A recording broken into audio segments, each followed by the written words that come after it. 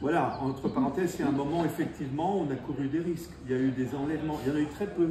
Il y a eu un journaliste, le docteur Alan Johnston, qui a été capturé pendant 2 mois. Mais ça, c'était par des groupes mafieux. Hein. Il y a eu aussi un médecin, je crois, de Médecins sans frontières, qui a été retenu quelques heures.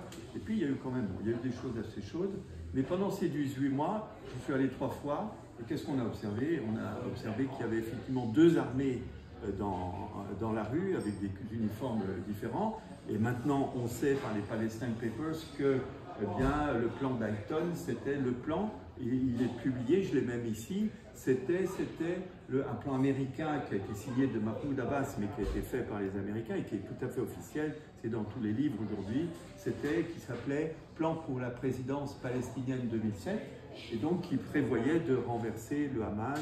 Il y a eu des armées qui ont été constituées avec des soldats qui ont été recrutés, enfin tout ça maintenant, ça fait partie de l'histoire écrite.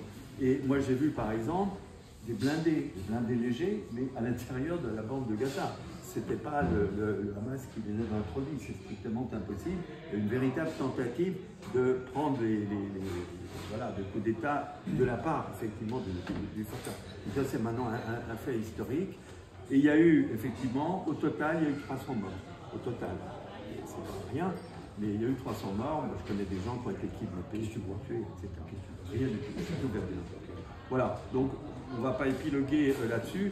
Suivi d'une dictature implacable. Alors là, par contre, on pourrait discuter longtemps. Les dictatures implacables, 2006-2024, ça fait donc 12 ans. Et pendant 12 ans, moi j'ai vu les hôpitaux fonctionner, les écoles fonctionner. J'ai vu les familles pleurer au ministère de la Santé pour des évacuations, pour des maladies graves, etc. Autrement dit, j'ai vu une gestion qui, franchement, moi ça me déchire le cœur quand on ne reconnaît pas que cette gestion a été faite. Vous voyez, aller faire le coup de feu, il faut pouvoir le faire, il faut être courageux, mais gérer dans les conditions du siège 2 millions d'habitants, avec les familles, les femmes, les enfants, avec un niveau d'éducation qui est maintenu, avec la santé, etc., franchement, sans qu'il y ait de catastrophe, je crois ça mériterait d'être discuté, mais dictature implacable, je crois qu'on ne peut pas dire ça. D'ailleurs, je connais plein de gens qui ne sont pas du Hamas et que j'ai vu souvent autour d'une table comme ça. Il y avait 3 Hamas, il y avait 2 Fatah, un FPLP, et tout le monde s'envoie des piques et rigole. Il n'y a pas véritablement... Dans les mêmes familles, vous avez des gens qui votent différemment. Il y en a aussi, comme chez nous, qui ont voté d'un côté, il y en a beaucoup qui ont voté Fatah, et quand ils ont vu l'échec des accords d'Oslo, maintenant ils disent « moi je vote Hamas ».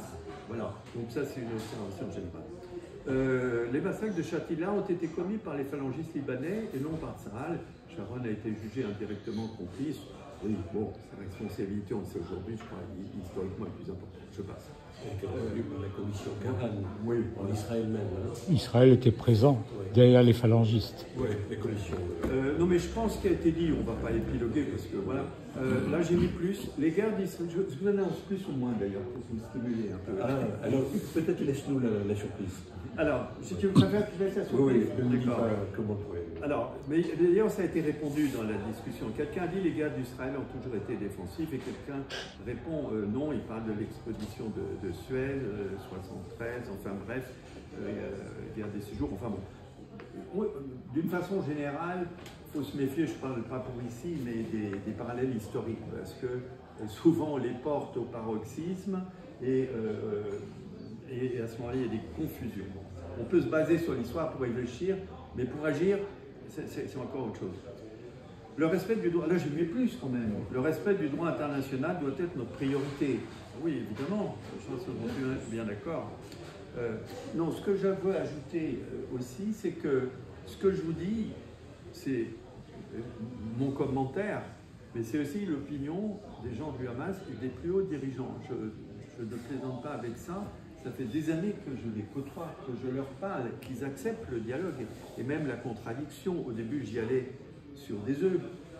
Après, j'ai pris quelques notes. Depuis 10 ans, Je dis, est-ce que je peux poser un magnéto sur la table? Mais bien entendu, parce que ce qu'on veut, c'est que ce que nous pensons, ce que nous disons soit diffusé, vous voyez. C'est pas la branche Attendez, armée. non, ça viendra après.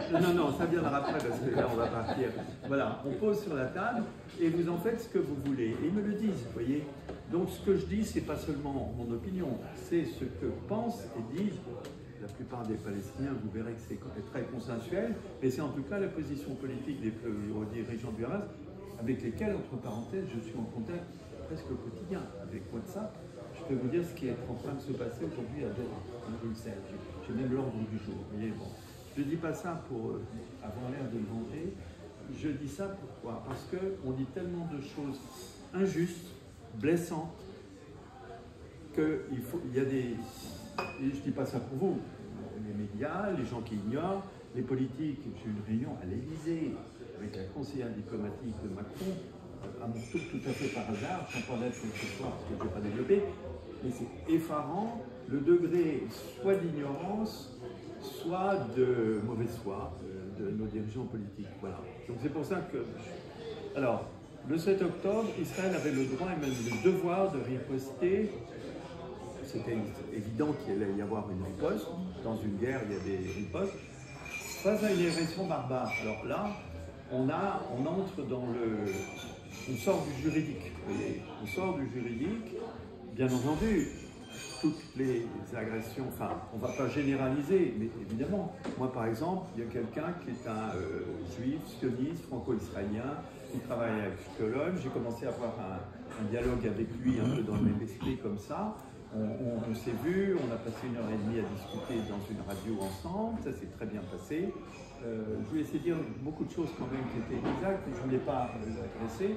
Quand il y a eu le 7 octobre, on a communiqué par WhatsApp, et un de ses copains, dont le fils était dans la fameuse rave party, qui est mort, je lui ai envoyé mes condoléances, il les a reçues, etc.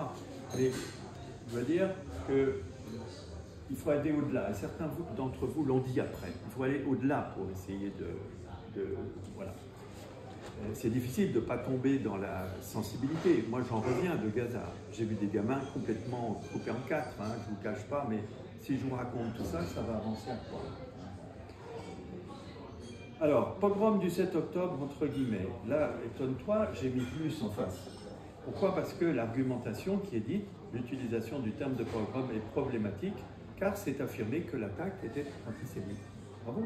Je souscris complètement à cette interprétation. C'est-à-dire que tu considères que c'est problématique? Pas du tout. Enfin, je considère ce qui a été dit par un collègue ici, l'utilisation du terme pogrom est problématique car c'est affirmé que l'attaque était antisémite. Évidemment, si vous allez vous asseoir aujourd'hui au niveau des décombres, au milieu des décombres, avec des cadavres d'enfants qui sortent d'entre les briques effondrées et que vous expliquez à la famille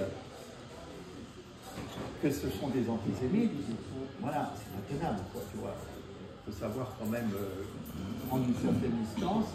Et quand on a du mal à prendre de la distance, cherchons des mots légaux, des mots qui entrent dans le droit. Vous voyez, par exemple, le mot terroriste, c'est un mot qui n'est pas, ça a été, il n'a pas dit, mais il n'a pas prononcé. Par exemple, dans la déclaration du procureur, le mot terroriste n'est pas dans le statut de la Cour pénale internationale. C'est tellement divers que, bon, on a suffisamment de mots pour définir les différents niveaux de crime, pour ne pas entrer dans On les met au Panthéon maintenant, les terroristes. Comme alors, je continue, donc là, plus, ok. Là, je dis moins, les assaillants du Hamas se sont vantés sur les réseaux sociaux d'avoir égorgé des juifs. Mais bon sang, bonsoir.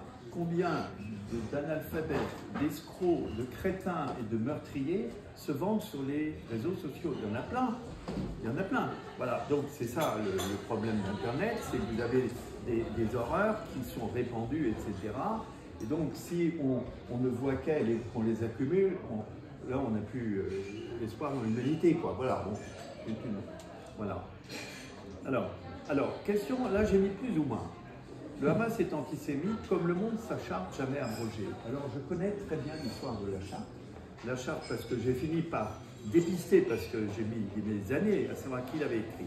Non seulement je l'ai dépisté, Mais même, j'ai réussi à le voir. Et je l'ai même interviewé. Et depuis 10 ans, au début, je faisais des petites nouvelles. Puis quand j'ai commencé à écrire des bouquins, magnéto sur la table. Donc, je peux vous faire tous les audios des personnages que j'ai interviewés.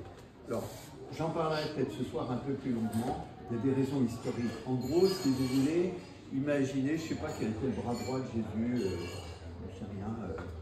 Saint-Pierre. Non, Saint-Pierre. Imaginez que Jésus ait demandé à Saint-Pierre de faire une charte. À ce moment-là, tout le monde est mis en prison. Saint-Pierre fait une charte merdique au possible, antisémite, remplie de poncifs, de trucs et de machins. Ah, il se trouve que Saint-Pierre, c'était le premier disciple. On va pas commencer par le condamner alors que je ne justifie pas. Je raconte simplement le contexte. Et depuis des années 2000, à chaque fois que je rencontre des gens du Hamas, je leur dis, vous savez, moi, quand je vais faire des conférences, je dis ce que vous faites, il y a un moment où je m'arrête, hein, je ne peux pas, c'est la charte. Hein. Ah oui, vous avez raison. Il y a sûrement des centaines et des centaines de personnes, des milliers peut-être, qui ont fait cette réflexion. Et ça a été la première et la gravissime faute politique du Hamas, c'est de ne pas foutre cette charte à la poubelle et la réviser plus tôt. Ils l'ont fait en 2017. Et j'ai interrogé, par exemple, en ce moment, je fais une biographie du Cheikh Yassine, l'un des membres fondateurs du Hamas, ils sont 7, et je lui ai posé la question candide, et à chaque fois, mes traducteurs, quand il a besoin d'un traducteur, ce qui est souvent le cas, ça les amuse, parce que je pose des questions que eux n'osent pas poser.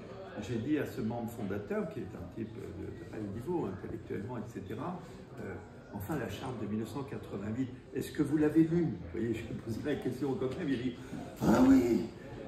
Mais il n'a rien voulu changer. Voilà. Bon. Je ne justifie pas. C'est une énorme bêtise d'avoir laissé ça. Mais il se trouve que ce type, c'était le plus ancien, il était de l'âge du Cheikh Yassine. Et ce foutu gaillard, il est toujours vivant. Vous voyez, c'est le père, c'est le papa, ça a été un des premiers, vous voyez. Il a été le doyen des députés élus, si vous voulez. Ça n'excuse absolument pas. Mais il y a un contexte que je vous explique. Et puis, la révision 2017 alors oui. À la révision 2017, j'en parlerai ce soir si elle est venue. En gros, l'article 16 et 17 disant nous n'avons rien contre les juifs en tant que juifs et contre les sionistes. Nous avons vécu pendant des siècles avec les juifs et nous souhaitons continuer à vivre avec eux et leurs descendants, etc. Par contre, il retourne effectivement avec une certaine adresse l'argument en disant ce sont les sionistes qui font l'amalgame entre juifs et sionistes, alors que nous faisons bien la différence. Voilà. Bon. Alors là, j'ai mis moins. En quel sens une milice islamo-fasciste était un mouvement de résistance? Bon, islamo-fasciste, non. Le Hamas n'a pas accepté les accords d'Oslo. C'est-à-dire qu'il ne les aurait pas signés pour des tas de raisons qu'on comprend d'ailleurs facilement à la lumière de l'échec des accords d'Oslo. Mais ils ont accepté quand même une partie, puisqu'en 2004, ils ont dit d'abord, on ne fait plus d'attentats suicides, c'est terminé. Deuxièmement, on se transforme en parti politique et nous décidons d'aller aux élections. Ils auraient pu y aller avant, ils ont décidé seulement à ce moment-là. Ils ont réussi à remporter un certain nombre de municipalités, puis les élections parlementaires de 2006. Et ils ont dit, nous acceptons les lois fondamentales palestiniennes, nous acceptons Abbas pour poursuivre son mandat jusqu'à la fin de son mandat, c'est-à-dire qu'ils l'ont reconnu jusqu'en 2009, puisque c'était la fin de son mandat. Et donc, ils ont écrit qu'ils acceptaient l'alternance démocratique, que sais-je, etc. Donc tout ça, c'est écrit dans la charte de 2017 et l'ont mis en application au moment des élections de 2006. Les fanatiques des deux bords, un seul peuple, du fleuve à la mer. Alors, là, je m'inscris en faux pour fanatique, parce que les amalgames, et ça a été fait par Macron, même il y a encore quelques mois, les amalgames entre le Daesh et le Hamas, c'est franchement déloyal.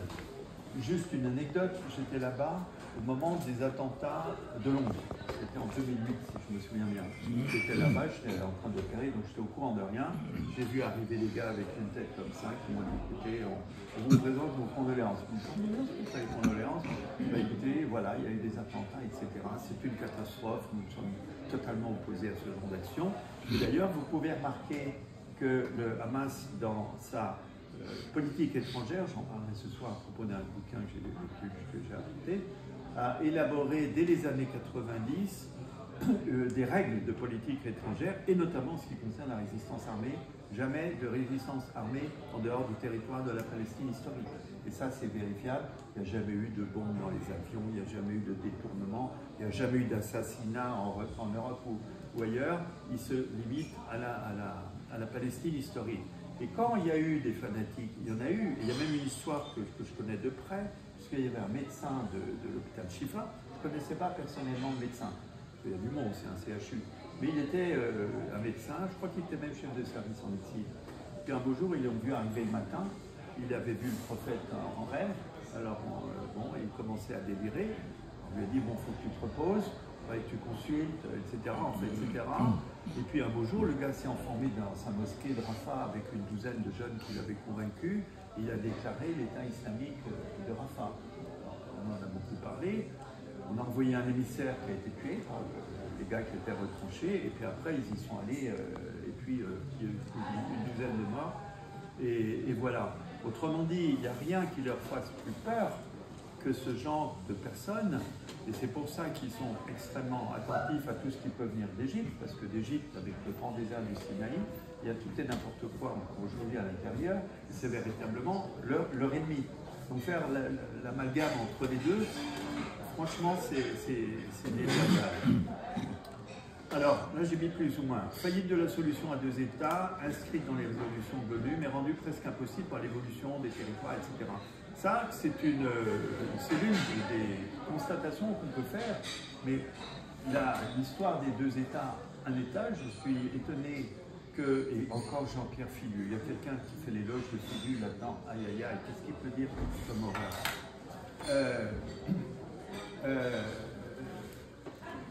La position du Hamas, et dès les années 90, et même dès le Cheikh Yassin avant, c'est de dire, nous ne sommes pas dans la position de faire la paix comme ça, signer une paix, même avec une longue négociation. D'ailleurs, il y a eu 30 ans de négociations, et encore plus après l'épisode actuel.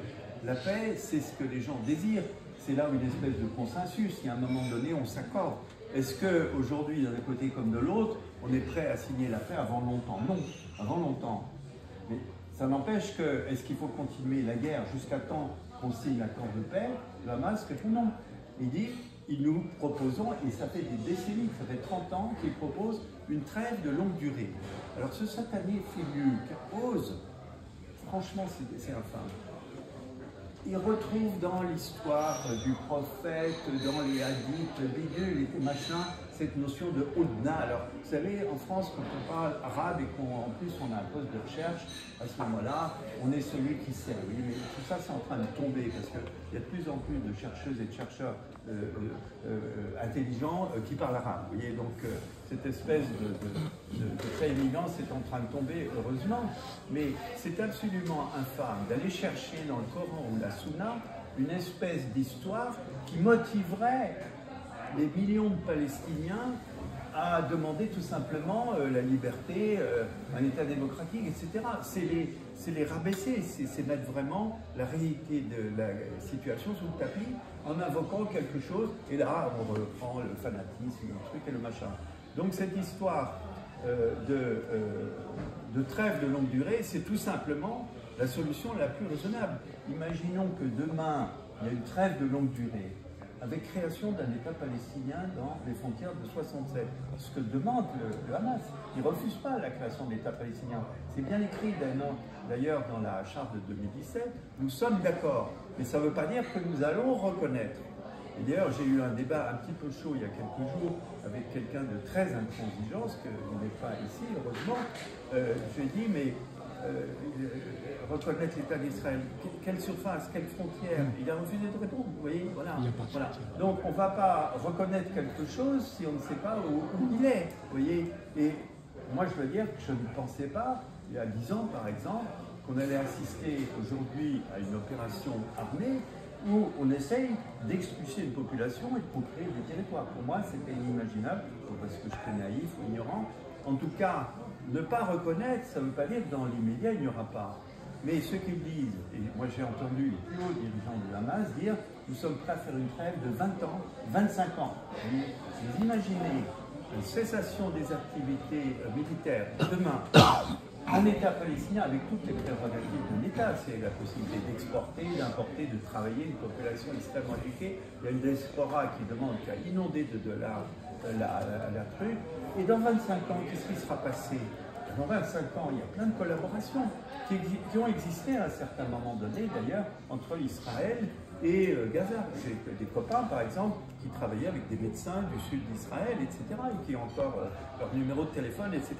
Mais est-ce que vous imaginez que dans l'état de violence actuel, c'est possible? Non, ça va se faire progressivement. Les mentalités vont devoir changer, la liberté d'expression va s'établir, et dans 25 ans, un référendum d'autodétermination de toutes les populations concernées, c'est-à-dire toutes les populations sur place. Il n'est pas question de mettre une personne à la mer.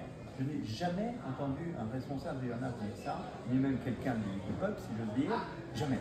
Bon, vous pouvez me croire ou pas, mais en tout cas, ça a été noté quelque part, qu'il n'y a jamais eu la moindre trace écrite d'une affirmation pareille. Ce qu'ils demandent, c'est l'égalité des droits, et c'est tout simple. Alors évidemment, ça remet en question beaucoup de choses, de manière de fonctionner, et c'est pour ça qu'une trêve de 25 ans, ou de 10 ans, ou de 15 ans, est nécessaire.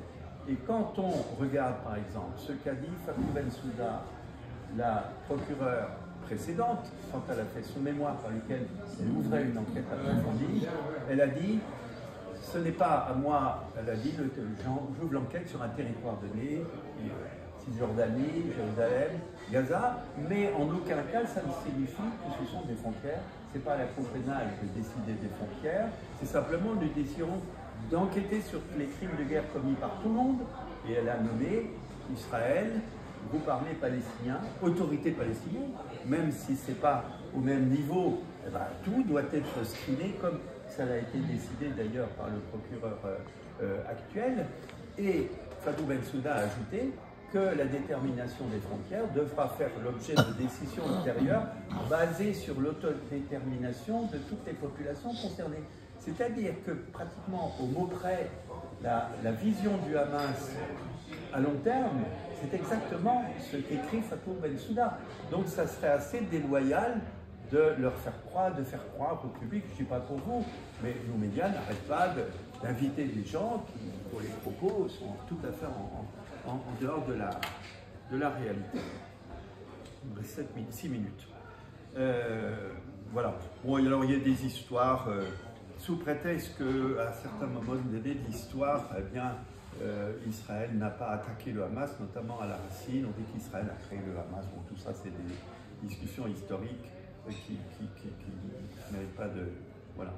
Est-ce qu'Israël a participé à la création? Ah bon, alors là j'ai dépassé mon temps de parole. C'est ça des questions après qu'on va poser. Ou après, ou même ce soir, parce que ça fait partie des choses intéressantes. Voilà. Par ailleurs, le Hamas développe, entretient la même idéologie islamiste antisémite qui est celle des pogromistes de